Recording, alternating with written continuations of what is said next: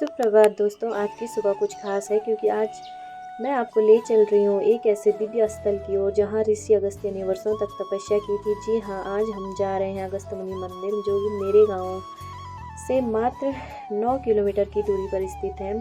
आज की इस यात्रा में मेरे साथ हैं दोनों ट्विंस ताशी और मामी, जो पहली बार इस पवित्र मंदिर के दर्शन करने जा रहे हैं। तो चलिए हमारे इस आध्यात्मिक सफ़र की शुरुआत करते हैं। जैसे ही हम गांव की गलियों से निकलते हैं, मंदाकिनी नदी की शीतल हवा हमारा स्वागत करती है। रास्ता पहाड़ी है लेकिन बहुत ही सुंदर, हर मोड़ पर प्रकृति मुस्कुरा रही है। और अब हम पहुंच चुके हैं मंदिर की सीढ़ियों तक।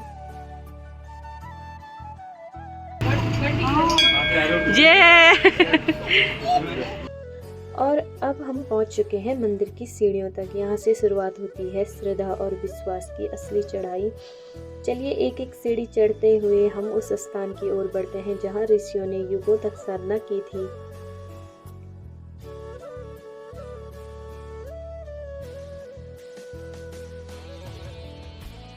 अब हम पहुंच चुके हैं अगस्त्य मुनि मंदिर के मुख्य द्वार पर। मंदिर बहुत ही शांत और दिव्य वातावरण से भरा है। यहाँ का हर पत्थर, हर दीवार मानो ऋषि अगस्त्य की तपस्या की गवाही देता है। ऋषि अगस्त्य, जिन्हें सप्त ऋषियों में स्थान प्राप्त है, वेदों की ज्ञाता और महान योगी माने जाते हैं। पौराणिक मान्यता है कि उन्होंने दक्षिण भारत की संस्कृति और वैदिक ज्ञान को प्रचारित करने का कार्य किया। इसी अगस्त्य मुनि में उन्होंने हजारों वर्षों तक घोर तपस्या की थी। कहा जाता है कि मंदाकिनी नदी के किनारे स्थित यह स्थान उनके ध्यान और साधना का केंद्र रहा है। एक कथा के अनुसार यहाँ पर आताफी और वाताफी नामक 2 राक्षस ब्राह्मणों का वध करते थे। ऋषि अगस्त्य ने अपनी दिव्य शक्ति से इन राक्षसों का अंत कर इस भूमि को सुरक्षित बनाया। मंदिर में अगस्त्य मुनि की प्रतिमा के साथ साथ शिवलिंग और कुंभराशन देवी की प्रतिमा भी स्थापित है। यहाँ स्थित अगस्त्य कुंड में स्नान करना अत्यंत पुण्यकारी माना जाता है।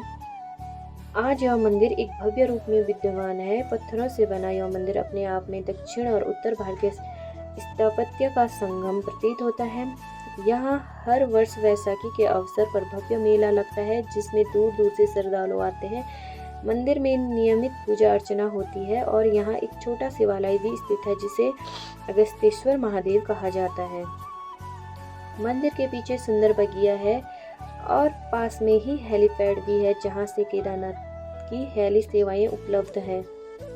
जब आप इस मंदिर के गर्भगृह में प्रवेश करते हैं तो एक अद्भुत ऊर्जा का अनुभव होता है। ऐसा लगता है कि मानो ऋषि अगस्त्य आज भी यहाँ ध्यान में लीन हो। उनके तप से निकली शक्ति आज भी इस स्थान को पावन बनाए हुए है।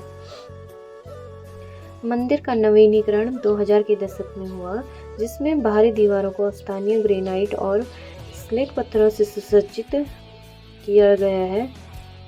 वर्तमान में मंदिर परिसर बहुत ही स्वच्छ, सुव्यवस्थित और मनमोहक है। आसपास हरे भरे पेड़ हैं और मंदाकिनी नदी का सौंदर्य इसे और दिव्य बनाता है।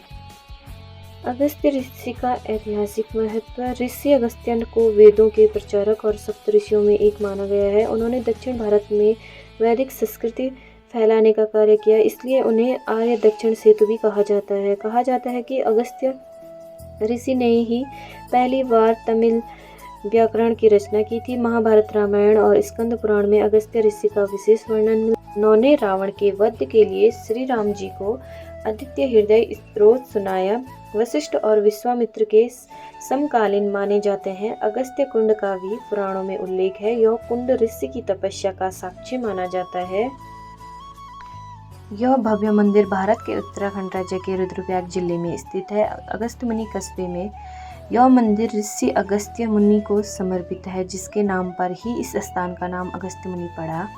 यहाँ के स्थानीय लोग उन्हें श्रद्धापूर्वक मुनि महाराज, मुनि जी के नाम से पुकारते हैं और यही कारण है कि मंदिर को भी लोग स्नेहपूर्वक मुनि महाराज का मंदिर कहते हैं।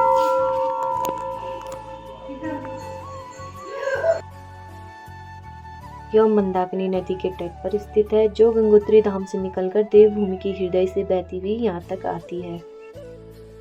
इस महीने यानी श्रावण मास में विशेष शिव पूजन होता है। कभी कभी यज्ञ, हवन और संकीर्तन जैसे धार्मिक कार्यक्रम होते हैं।